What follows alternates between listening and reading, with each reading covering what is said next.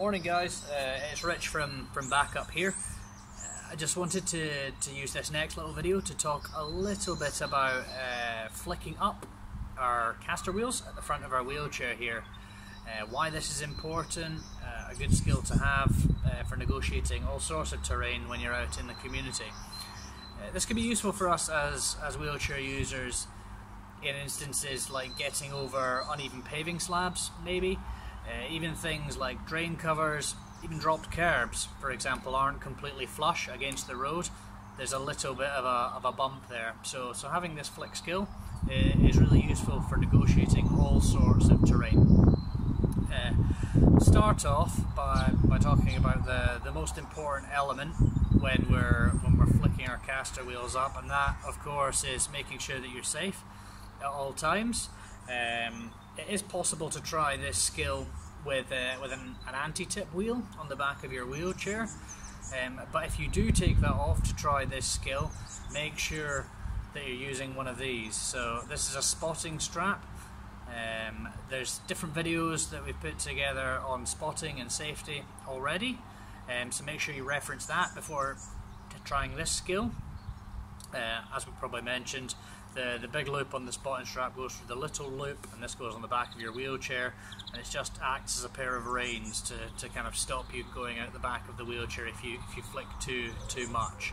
So making sure safety is considered at all points is paramount, so making sure that you use one of these.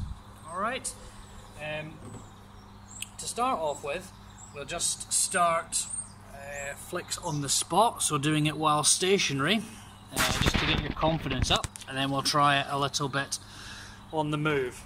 Okay, so when it comes to flicking on the spot, it's exactly the same start position as we would normally push with.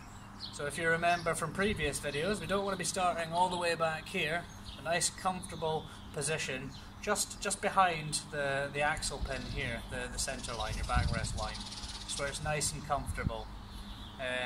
Again, with this skill, our body weight should be nice and central as before, but this time we just want to lean ever so slightly back with our head and shoulders. So rather than having them dipped forward a little bit, just want to keep them nice and upright, so there's ever so slight amount more weight backwards.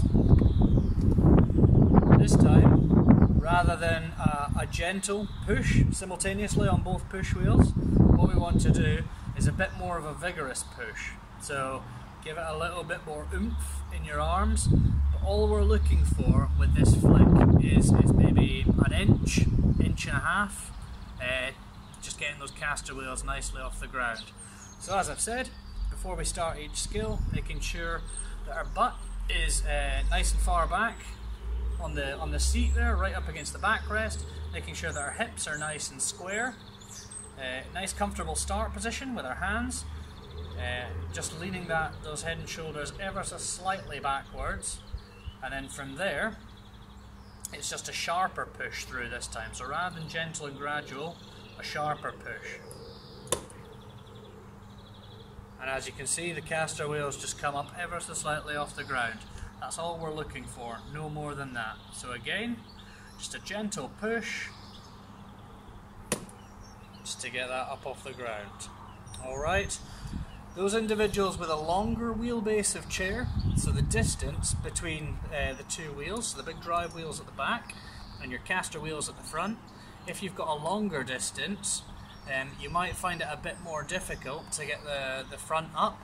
Obviously the shorter that this distance is, the easier it is to flick up the front caster wheels there. So those individuals that are struggling with a longer wheelbase chair, you might find it useful to roll back ever so slightly before you try the flick.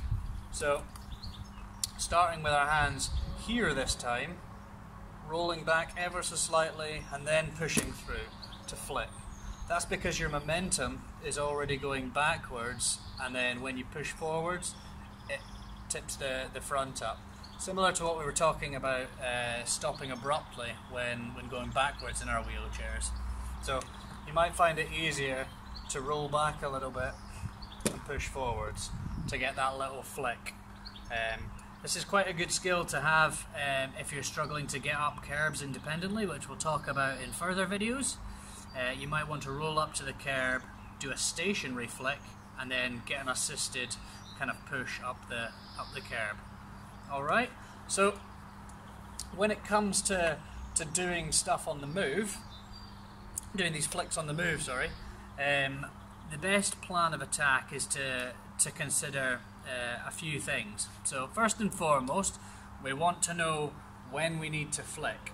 That's very, very important. So the first step is rolling up to an object. In this case, I'm going to use this piece of rope that's on the ground here. So if I start from this position and roll up slowly to the object, I know that at this point, this is when I'm going to need to start my flick. So because I can see down between my legs, the way I sit, I've got a little bit of a gap between my legs here, so I can see down between my legs. So I know that when my toes have just crossed the object, that's when I need to start the flick. For those that sit with their legs a little bit more together, you can look off to the side of your wheelchair and you can see the casters down to the side here. So by looking off the side, you can judge that's when I need to start my flick there. Okay? And from this point, it's adopting the position that we talked about before, a vigorous flick to get up and over the object, and then head and shoulders a little bit further forward from there, and continue on that push. Okay? So, doing this at speed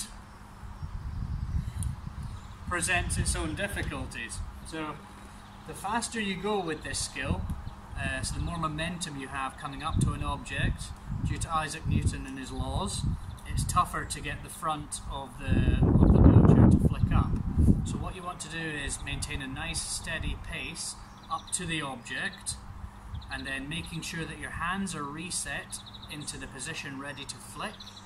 When you approach the object, making sure that you're flicking at the time that you need to for your wheelchair.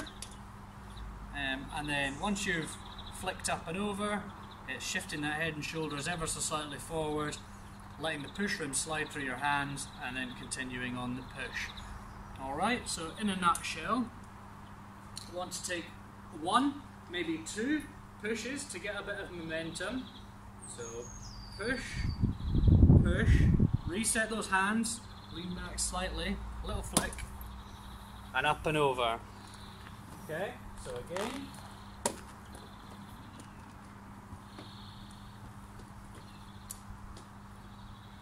push, push, reset the hands, flick, and over. Alright, so yeah, that's a really, really useful skill for us as wheelchair users to negotiate all sorts of terrain and objects that are out in the community. As I say, you could use it for uneven paving slabs, drain covers, dropped curbs. If you're doing something a bit more adventurous, maybe along a dirt trail, for example, and there's the odd root sticking out, it's quite a good one for flicking up and over roots. So it has many, many applications. As I've mentioned, when you're trying these skills, when you're getting caster wheels up off the ground, please be safe. First and foremost, if you're on your own, I'd advise against trying this unless you feel very, very confident. If you've got somebody around with you, please get them to spot. You don't necessarily have to have a purpose-made spotting strap there. You could use a bit of rope, something like that.